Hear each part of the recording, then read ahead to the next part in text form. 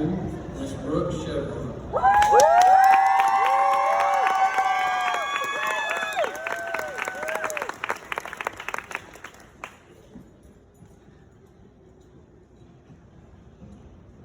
Well, first of all, let me say, what a hard speech to follow. So, Miranda Lambert, who I believe is one of the greatest country singers of all time, has a song titled The House That Built Me. In this song, Lambert talks about her childhood home and the memories contained in her home that built her into the person she became. I have the great privilege of acknowledging the house that built the class of 2022. The families, the siblings, the friends, the teachers, the bus drivers, the janitors, the principals, the coaches, the mentors, and dog best friends that have provided a strong and firm foundation that allows us to stand up here today. Thank you for introducing us to what it means to be great and providing us with the skills and confidence that we need to choose greatness. Now, when I speak of greatness, many of you may be thinking of the Merriam-Webster standard definition of it. However, that definition is one-sided. It's better suited to objects than people.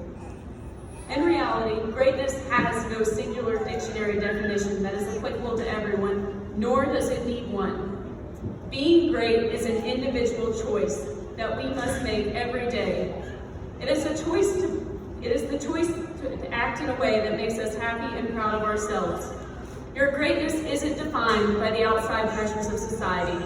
It's defined by you. In order to be great, you have to decide what actions and accomplishments make you happy and proud of yourself. You have to decide how you want to define greatness. When we are happiest, we become the greatest versions of ourselves. As a culture and a society, we too often attempt to confine happiness into the boxes of physical objects or concrete accomplishments.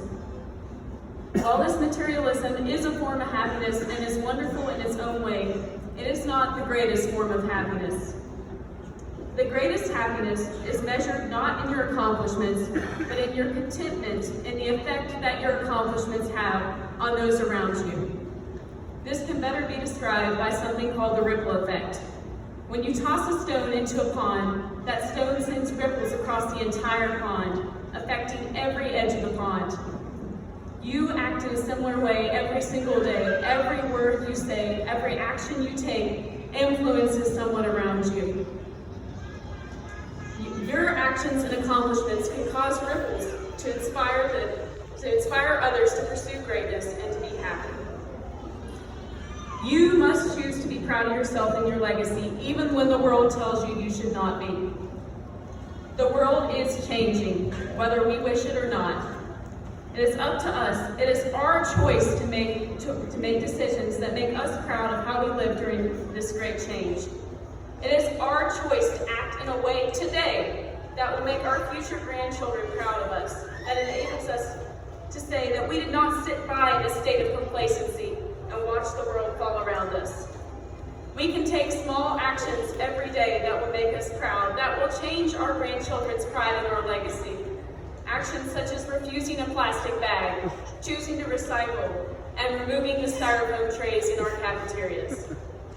These actions will build a foundation of pride in your legacy that you will be able to proudly share with your grandchildren without shame or regret. Now, on Tuesday, May 24th, the night of our high school capping ceremony, a tragedy occurred in Texas.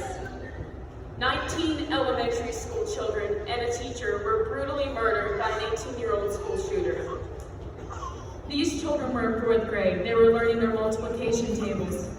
They were chasing each other around the playground. They were coloring pictures that could be put up on the fridge. These children will now never grow up to see their high school graduation. They will never grow up to have a voice of their own. It is up to us to be that voice.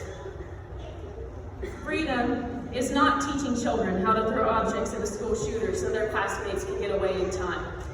Our country should not be a place where parents send their children to school wondering if they're going to see their children again at the end of the day. This is not our country.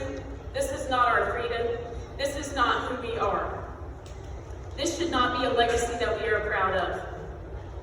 While tweeting out on social media, my thoughts and prayers are with the families involved. It's a wonderful form of support. It is not a form of action. It is up to us to be the voices for these children. It is up to us to stand up for what our country truly is.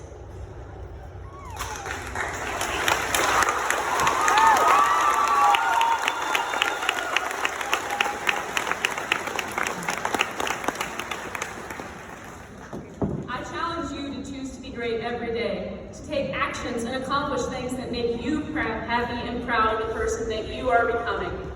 Greatness is a battle that you must choose to fight in every day. The world will not always acknowledge you as great. It is your confidence in your greatness that will make the world acknowledge you as great. I challenge you to take up this confidence, to pursue your greatness, to fight against what the world thinks you should be and become who you want to be. I challenge you not to embrace the greatness that you were born into, but the greatness that you choose for yourself. I promise you that if you choose to embrace this greatness, you will lead a life without regrets, a life that you can look back on with pride and happiness.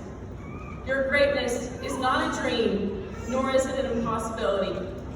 Your greatness is a reality, made possible the moment you choose to define it. Congratulations to the class of 2022.